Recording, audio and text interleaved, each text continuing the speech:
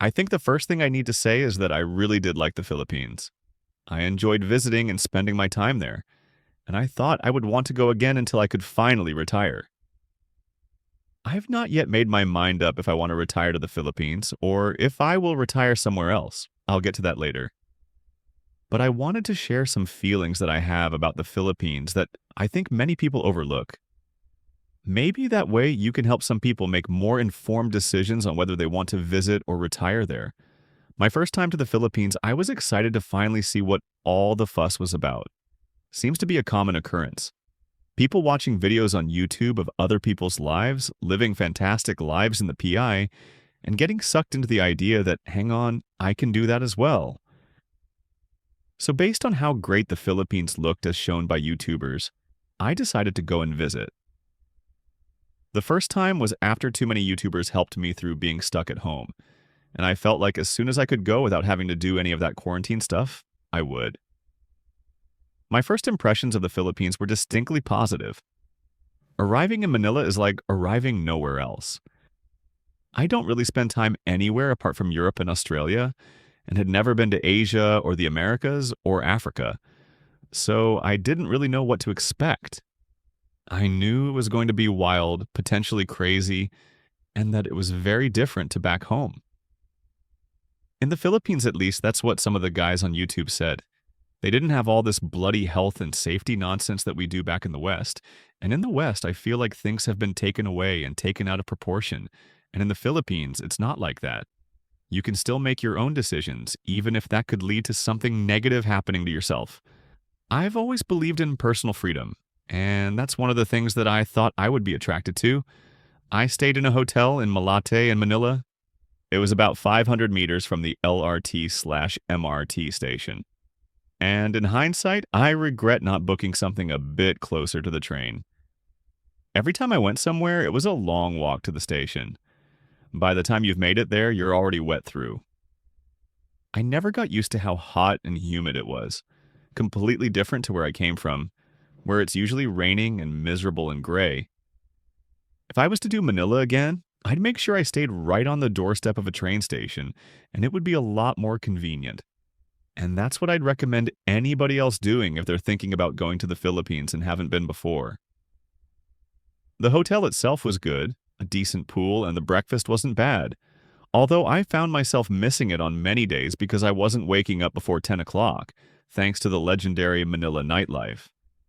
The thing that struck out to me, though, was that I didn't feel like a welcome tourist. That might have just been my own personal experience, but I have to tell it like it is. And I have to be truthful and honest. I didn't feel like I was welcome with open arms. It felt like I was a tolerated guest. All the better when I am to leave. I've got a few examples that I wanted to share, and I don't know if anybody else has experienced similar things. So please understand that these are just my own personal observations and feelings. It doesn't mean they're right or wrong, it's just how I personally felt. I'll get into the first incident very soon, but it would be interesting to know if other people feel the same way. Or is it just me thinking too much about certain events that I overplayed in my own mind? So I'll take you to the first example. And it was my second night in Manila, and I walked from my hotel all the way to Mabini Street. I'd heard there were some bars on the street, and I wanted to go and see them firsthand. The previous night when I arrived, I just stayed close to my hotel, went to get some street food, and then relaxed, trying to get over the long flight. I wanted to save my second night to go and check out the nightlife. So I'm walking from my hotel. I walked past the train station and crossed the road to where that park is. I don't know the name of the park, but it's the one next to the Rizal Park area. My plan was to spend a couple of hours there before going further down to some of the streets I hear talked about more often on videos. No real plans, though, and I couldn't wait to finally get a taste of what it was all about. So many people talk about it in their videos, and so many people talk about it on the forums. And I'd already been told, and I'd seen it all now. It was my time to finally be the one living it. When I made it to the street, there were some bars right on the corner next to the main road, and I went in the first one that I saw. I think it was called the Red Star or something like that. I can't remember. But I walked in and I ordered a beer. It was still early evening, and there weren't many people there. A lot of girls in the bar, but I think I was the only customer at that point. No idea what to expect. This was my first time experiencing a bar in Manila, or even in the Philippines, and I knew what the game was. I could buy a drink for the girls, or one of the girls, or some of the girls, and we could see if we wanted to take things any further. So I'm there with a beer in my hand, a San Miguel Pale Pilsen, and lots of girls kept coming up and asking if they wanted me to sit next to them. I'm being truthful here. I didn't really feel it from any of the girls that were there, so I politely declined, finished my beer, and paid the bill. No problem so far. I felt when you said no to one of the girls that approached you, she quickly walked away and wasn't overly pushy and wasn't trying to get anything out of you when it was clear you weren't interested. I moved on to the next bar, further down the street. At a guess, I would say it was 200 meters into the street, and I walked in as I did with the last one and ordered a pale Pilsen. This time there were quite a few girls that I fancied, and when one of them walked over and asked if she could have a drink, I told her yes, and she ordered herself a drink. This is one of the things that turned me off, and I would see it becoming a regular occurrence on my time visiting the bars. The thing was, when she ordered a drink, she ordered a very small glass of gin and tonic or rum and coke, something that was obviously fast to drink. That in itself wasn't much of a concern to me, but the drink was so tiny that she had, and 2 swigs in, it would have been finished, and I had a beer in my hand that would have taken longer to drink. I expected her to get a beer as well, but it didn't really matter. But I do think that's a bit of a turnoff when you're drinking these little mixed drinks that are so small in comparison to your drink, and it doesn't last very long. I didn't find one girl on my whole trip that wanted to drink beer with me. Apparently, they weren't allowed in some places, but it wasn't much of a problem. But it would have been more fun if we were drinking beers together and cheersing the beers. So I'm drinking my beer, and she's delicately sipping on whatever it was. And there was a pool table, and she asked if I wanted to play. I wasn't much of a pool player. The pool in the Philippines is very different to how it was at home. I think the pool in the Philippines is more the American kind. In Australia, we have the smaller tables and the different rules. So I was struggling to play the game with her because I wasn't used to the size of the table and because I didn't really play, but that was fine. It was still fun, and I was able to chat with her while we were playing. She quickly finished her drink, and I asked if she wanted one more, and she got that, but I was still only halfway through my beer. Then she asked if I wanted to put a wager on the game of pool. Now I knew I was going to lose, but I thought that's fair enough, and we agreed to 100 pesos per game. I lost and gave her 100 pesos. I lost again and gave her another 100 pesos. And then I won because she potted the black ball by accident, but she didn't give me 100 pesos. She just looked at me and smiled and said, "I will give you a kiss instead." I didn't really mind, but a deal is a deal, I thought, and I wasn't going to take the money from her, but I expected her to hand it over, and I would have said, "No, don't worry about it." But it didn't happen like that. I ordered myself another beer and her another drink, and we stopped playing pool and just chatted for a while. She downed the drink very quickly, but she didn't ask for another one until she saw my beer was nearly empty. But I said, "When my beer's empty, I'll just get a beer for myself and maybe order one more for you soon." She said okay with a smile on her face and just stood up and walked away. I felt that was really disrespectful. It was not like there was anyone else in the bar. It was just me. I was the only customer in there, and she had no one else to talk to get any drinks from. I was even thinking about going with her out of the bar, but when she did that, it was clearly obvious that she was extremely good at acting, because when I didn't buy her that last drink, I just felt it was so obvious what game she was playing. So I paid the bill and left. Now, that experience to people who have been in the Philippines for a long time, and I've seen it and been told by people, is quite common, and it's nothing shocking, but I felt really hurt in that moment. I'd given her some money when she won the pool. I bought her 2 drinks, and I wanted to talk with her more to see if we could take things further. But her complete lack of respect and her complete lack of willingness to act without a drink by her side turned me off that day and made me feel like I was nothing short of a walking ATM. As long as money is coming out, things are good. When the money stops, no, you've got no chance. That was the first example of that happening, and it was only the smallest of the things. I do know that I was in a bar, but I do believe that she should have still sat down with me and talked to me to see if we could have come to any arrangements, but she clearly showed her interest was only money, and that wasn't with me, and potentially maybe it was a blessing. I did go to some of the other bars. P. Burgo Street was my next stop, but like a lot of people say, I found it too busy. You couldn't have an intimate experience because there were just so many people all crowded around. Some went into the bars and had drinks like I did, and then just left because it was too busy. But I didn't have any interactions with any of the girls, but I didn't want to, and I went back to my hotel and called it a night. I had a bit of a sour taste in my mouth just thinking about how upfront and blatant the money grabbing was. I knew that in the Philippines people wanted money from you for doing things, but the way they did it made it look so obvious and blatant. I did find it to be hurtful, I have to tell you the truth, and I really do. Back at the hotel, I was going to go for a swim only to find out that the pool closed at 8 p.m. I thought that was a joke when they told me that. People there on holiday, surely the pool should be open at 24 hours a day. You're busy in the daytime doing things. You go out at night, have some drinks and a meal, and you come back, and it's after the time you can swim, and you can't go. I wondered what sort of half-wit would come up with an idea like that. But I had to put up with the fact that I had a hotel with a pool and I couldn't use it because the time I wanted to swim, they closed the damn thing. I spent another 3 days in Manila, and I had another incident that made me feel like I was simply a walking ATM yet again. As soon as it has money in it, it's great. You're able to function and get some level of respect from people, but as soon as the ATM is broken, well, just forget it. It's over. I wanted to go for a boat ride on the Pasig River. I went into a tour shop close to where my hotel was, and what they were quoting I found to be very overinflated, based on what I understood. I wanted to go by myself on one of those local boats, go around the river, and then into some of the back canals, look at the real Manila to see what it was like.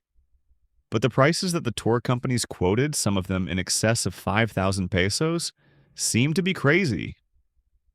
So after doing a bit of Googling, I went to Escolta Street and walked to the river close by.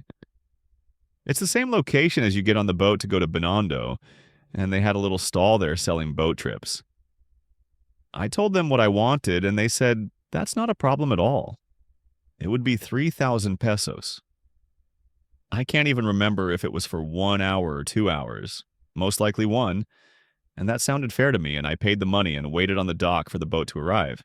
15 minutes later, this small wooden boat pulled up, and the driver appeared friendly enough. He didn't speak much English, but that wasn't a problem, and we set off on our way.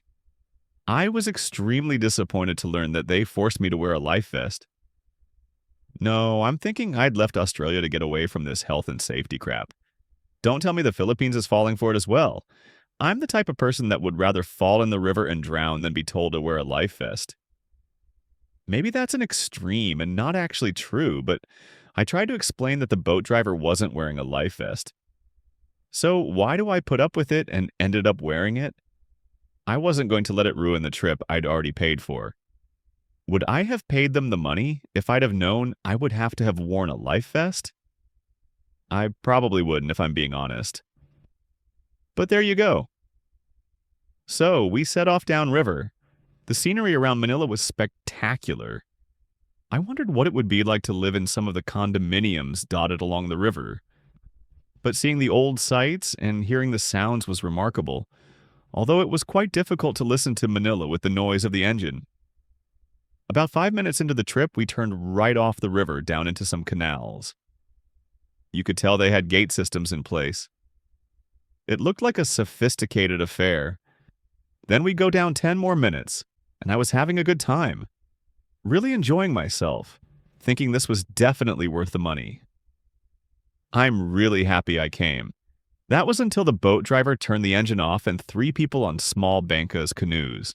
And on those bancas they had all kinds of tourist tat that nobody could possibly want. small wooden jeepneys, drinks that were far more expensive than in the local shops. And that in itself I didn't see to be a problem. But it was the attitude of the boat driver that upset me. You buy something from them, he said. They poor. All this stuff that he was saying, as though he was pressuring me to buy something from these people. I didn't want anything. I tried to make it abundantly clear that I didn't want anything. I've just paid you 3,000 pesos for this trip. Now, if you were taking me for free, I'd happily let you stop off at these places. But I was paying you for a trip, and you had no right to stop next to these people and try to get me to buy overinflated tourist tat. I bet he would be getting a commission on everything that they sold, which is why he was so incredibly pushy. He didn't just say one time, "Would you like to buy anything from them?" If you don't, it's fine. He was on it and on it and on it and buy. And I started feeling a bit of pressure, like maybe I should buy something. But I stood my ground and said, I don't want to buy anything. I could see the behavior of the driver change when he found out I wasn't going to buy. He wasn't smiling anymore. He wasn't pointing out things anymore. He was just driving with a sulky look on his face. The rest of the trip wasn't as fun. I felt a bit on edge, but it was great to see that part of Manila, and it's not what everyone gets to see. We did like a full circle and made it back to the Pasig River about 40 minutes later, and we returned to the same dock. I got off the boat and thanked him, and he still had a sulky look on his face, and he held out his hand saying, "Tip, tip." Now I'm from Australia. I know in America there is an insane tipping culture, but in Australia there's not. And I didn't see why I would have to give this guy a tip for giving me a boat trip that we'd already been paid for. If he'd not taken me to see those people selling stuff I didn't want, and trying to force me to buy things for 10 minutes. If he didn't sulk for the rest of the trip, I may have given him a tip, but he didn't do anything that warranted me giving a tip. And again, I just felt like I was a walking ATM. Another really sour taste left in my mouth, and I went back to the hotel wondering if everyone just saw me as an ATM. That was my time in Manila. Next, I was going to Cebu. So, of course, you get the first taxi meter that you see. Tell him you want to go to Ninoy Aquino Airport, NAIA. He says, okay. You put your bag in the car and sit down and close the door. Then he says, 500 pesos. And you just look at him like, don't do this. I can't be bothered. Stop trying to scam me. I just looked at him with disgrace. It's a meter taxi. I tried to explain to him. Put the meter on. Then he said 400 pesos. I'm starting to get really upset now because everything is about trying to get money out of you. More money than is the actual amount. And I told him to turn the effing meter on. I'm not proud that I used that word. But I couldn't understand why he just didn't want to put the meter on because it wasn't local. He refused, so I got out. I hadn't yet downloaded the Grab app, which I did later on. So I got in another taxi and I said meter before I stepped in. And all credit to the guy, he said, of course. And put the meter on, and he didn't try to scam me. But that happens so many times when I've been in a taxi, always wanting to rip you off. Turn the meter on. But lots of them around the tourist areas don't want to. All they want is your money. I flew to Cebu, went to my hotel. I didn't really know what to make of Cebu. To me personally, it didn't live up to all the hype that many people put on it. But I suppose it was a quiet, peaceful place. I put my stuff in the hotel and went outside. I was staying in the old city, and there were some things I wanted to do there based on videos I'd seen before I went out for a drink. One of those was to go up Tops Lookout, the famous mountain that overlooks the city. There were lots of those multi-cab vehicles close to my hotel, and when you walk past, they call out to you to see if you want a ride. I said I wanted to go to Tops, and the guy said he'd take me and wait for me and bring me back. He wanted 1,500 pesos. That sounded extortionate, but he told me he wouldn't pick up anybody else along the way. I didn't know what the real price was, but I could see the mountain in the distance from where we were standing, and it did look like a long way. And if you have to wait for me as well, I thought maybe it's not too bad. I got him down to 1,200 pesos, and I thought it was fair. In hindsight, I should have just hired a motorbike for 300 pesos, but I didn't know that for a few days.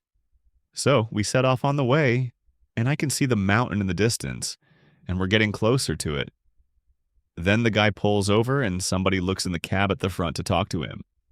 And then they jumped in the back of the truck as well. I thought I was paying for a private ride. Now, I don't mind sharing, but I was paying for a private ride. Yet, he picked up 4 people along the route and stopped and dropped them off along the road. I was the only one going up the mountain with him, but I felt it was a bit of a cheat to tell me one thing and then do something else. But that's not the problem at the end of the day. So we get up the mountain to the top. I choose to walk up the steps instead of going on whatever it calls that pulls you up. An inclined elevator, is it? I can't remember. Can't be bothered to Google it. So I walk to the top and there's a big sign saying foreigners 100 pesos. Talk about leaving another sour taste in your mouth. Foreigners are not ATMs, but that's how it made me feel. I've never heard of dual pricing before, but I thought the practice was disgusting. Imagine having dual pricing in Australia, charging people from somewhere else more money to go on the Sydney Harbour Bridge climb, for example. It just wouldn't happen. But the views from the top are great, and I had a great time having a look, and I walk down again. Then you're accosted by all the shop owners trying to sell you more tourist tat. Some of them are friendly and nice, but it's the odd one that is so pushy and has the look on your face like it's your job to open up your wallet and buy stuff from them, even if you don't want to. I have to stress that it's not all the sellers that acted like this. But when one of them does it, it paints all of them with the same brush. And I left back onto the multicab feeling again like I was just seen as a walking ATM. When you go to places like Spain or France or Greece, you don't have people that are looking at you like you're a walking ATM. But in the Philippines, that's exactly how I was feeling. So the guy takes me back to my hotel and drops me off. Again, he says, "Tip, tip." We'd agreed on a price. He hadn't actually done anything other than drive me to where we agreed, but I ended up giving him an extra 100 pesos. It's not like he was above and beyond what his job was providing and the best experience I'd ever had. If he had, then I probably would have given him a large tip. But he simply driven me there and waited and taken me back for an agreed price. Then he wanted a tip. My time in the Philippines is going on, but I'm becoming more and more disappointed because everywhere I go, apart from a few exceptions, I was just feeling like everybody around me wants to get things out of me, and that's all they wanted and nothing else. If they can't get anything out of me, they lose interest. I decided to go to a bar that evening on Mango Avenue in Cebu. The bar was right near the main crossroads. I was pleasantly surprised to find out that the drinks in Cebu were a lot cheaper than they were in Manila. In some places, a large beer was cheaper than a small beer in Manila. And that makes a big difference, especially to guys on a budget. So I had a beer in there. Then I walked a bit further down and had a beer somewhere else in a pork belly dish. Can't remember the name of the restaurant, but it was decent. Then I walked down towards the sports complex, and there was a basketball game going on when I was there. And I walked in, and they tried to get me to pay to watch, but I didn't want to. There was another guy there who was with his Filipino partner. Not sure if it was his girlfriend or wife, or he'd just met her, but he wanted to go and watch the game. 500 pesos for him, free for his partner. Talk about dual pricing right in front of you. Again, it's really upsetting to see things like that. Why should a foreigner pay 500 pesos and a local person pay nothing? At least that's what he told me was going on, and he was shaking his head in disgust. I walked down approaching the stadium and picked a bar on the left side and just ordered a drink. And these bars were more similar to the ones I'd been to in Manila. It was quite busy in there, and I was speaking to one girl, and she looked nice buying drinks for her, and we were playing pool. I'd guess I'd been there for about an hour, and I'd bought her 4 drinks, and I'd had 4 small beers. Things are looking fun. I'm smiling with her and joking with each other, and I'm thinking perhaps I want to take things further. Then somebody else walks in, another customer, and sits down at the bar. Immediately, she stopped talking to me, went over, and sat down next to him. Then another girl approached me instead. Oh, that's her boyfriend or something like that. I doubt it was her actual boyfriend. Maybe just a guy who'd been in before I had. And everything I had up until that point, I still had to pay full price for, even though she just left. I thought that was disrespectful because I already had her in my company. He should have had to wait. And again, it left me with a bitter taste in my mouth. Or sour, should I say. No customer service. No customer is always right. Nothing. Just, thank you for the 4 drinks, but I'm going to go now. At the very least, she should have forfeited her commission on those drinks if she chose to leave when I wasn't ready. But I suppose that's part of her game and her life, and she has to do what's best for her, even though it makes a customer feel like crap. I just went back to my hotel. I had a few good days in Cebu, always little incidents cropping up every now and then that kept repeating and making me feel nothing more than I was just there to give people money. I had one place left to visit, and that was Angeles City. I flew from Cebu back down to Manila. This time I had the Grab app that I had used a few times since I had been in Cebu. It was so much better than having to negotiate with taxis and tricycle drivers because the price was the price. Highly recommended. But in Manila, I arrived at NAIA, which I had to use a taxi from. And in hindsight, I should have flown to Clark instead because it was closer to Angeles City, but only a small error. And I went to the taxi area and told them I wanted to go to Angeles City. Everything was agreed, and I jumped in the taxi and we set off. No problem so far, but the driver had to pull over to put some fuel in. I find it quite weird that he had a huge gas tank in the boot of the car, but I suppose LPG is cheaper. The place we stopped, I don't know how to describe it. You're driving on the highway, and then all of a sudden you got rows and rows and rows of restaurants and things where you can buy things like McDonald's, Burger King, Subway, so many different Western chains, all in this, I suppose you'd call it a service station. I decide I'm hungry and I want something to eat. A good old McDonald's. Can't go wrong with a double cheeseburger. So I ordered it and was eating it outside the guy's taxi, and he was just standing relaxing, and he looked over at some of the things that were for sale in the open-fronted shops. Don't know how else you could describe them, like little jars of what looked like sauce and crispy chicharron, pork rinds that you dipped into it. The taxi driver just looked at me and said, "Sir, you buy for me." I thought he was joking, but he wasn't. I felt so uncomfortable, and I ended up giving him the 200 pesos to buy it. But again, another incident of being treated like an ATM. We'd agreed on the price of the taxi. I was happy to pay what we agreed, but he asked for something extra on top of that. Some crispy pork and some green-colored thick sauce, whatever it was. I need to stress that all these small incidents weren't making me extremely worked up. I wasn't getting angry because of them. I was just feeling that, is this what the Philippines is all about?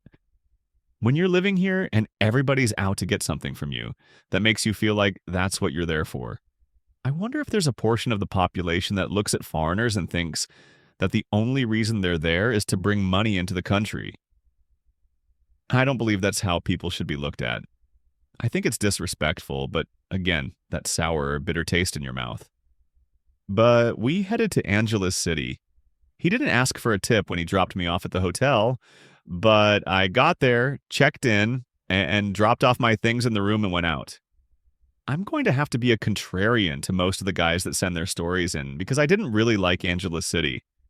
I liked what you could do there, but I found it was too busy, and I didn't want to let that put me off, and I just overlooked how busy it was, realizing I was also contributing to the business of it. I left the hotel and went for a walk around. I just felt like a tourist when I was there. I know I was a tourist, but I didn't feel like a tourist in Manila. I didn't feel like a tourist in Cebu, but in Angeles City, I felt like I was nothing more than a tourist. That in itself, I suppose, became an issue because I was a tourist. But I didn't want to feel like that, After all, I was here seeing if the Philippines was going to be somewhere I wanted to retire. So I'm walking down the street, and every massage shop that you walk past tries to call you in. Some of them grab onto you and try to pull you into their shops.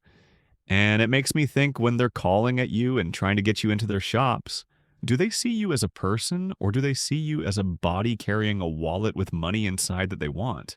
Although some of the girls were playful and amusing, to me it just felt like they would have preferred it if it was a wallet levitating past their shop and they could hold it and take the money out. Forget about the human being attached to the wallet. Forget that they have feelings and are a person.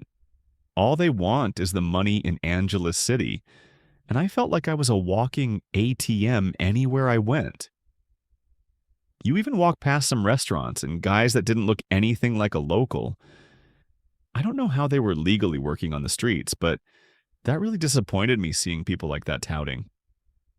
Wouldn't have been as bad if they were local, but these guys tried to get you into these restaurants, and that was upsetting to see.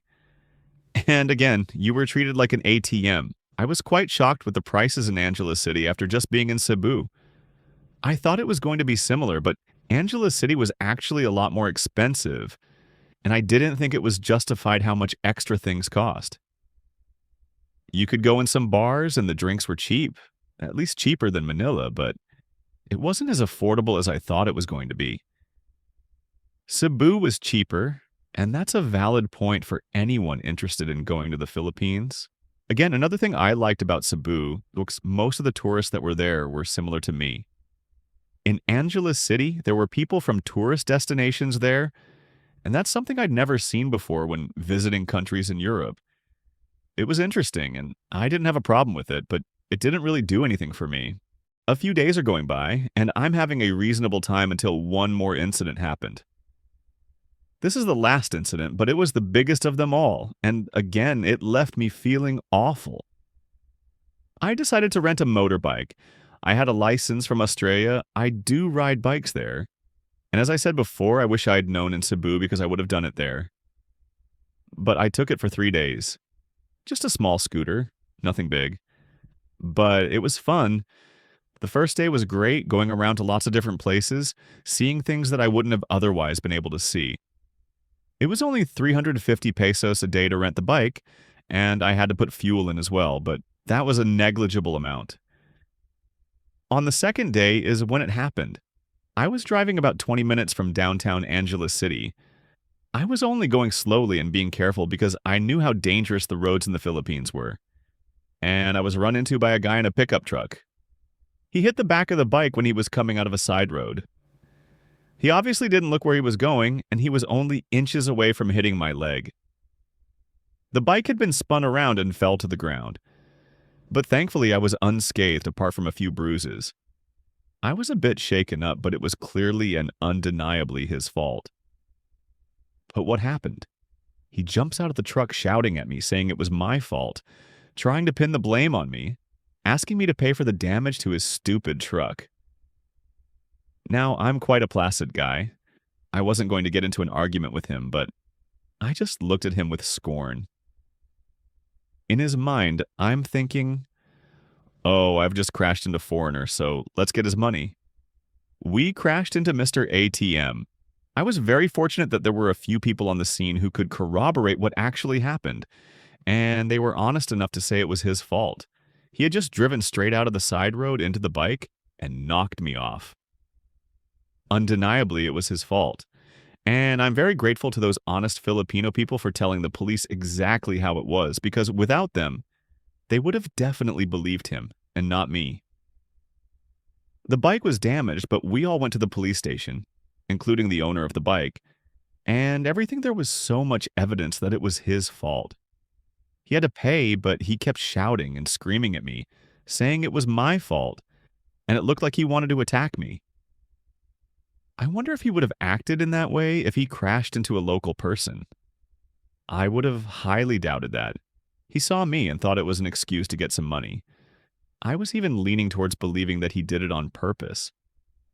Maybe he saw me and thought, oh my God, there's an ATM on a bike. Let's knock him off and take his money and send him back home. But I don't know. Apart from all these little incidents that happened, I did think the Philippines was a great country. I loved my time there, but all these things that happened really put me off the Philippines as being somewhere I could retire. I wanted to be treated with respect wherever I go, and the best way to treat someone with respect is by not wanting and expecting money from them just because they're a foreigner. But that's how I feel. I have to tell you how I feel because this is my own story.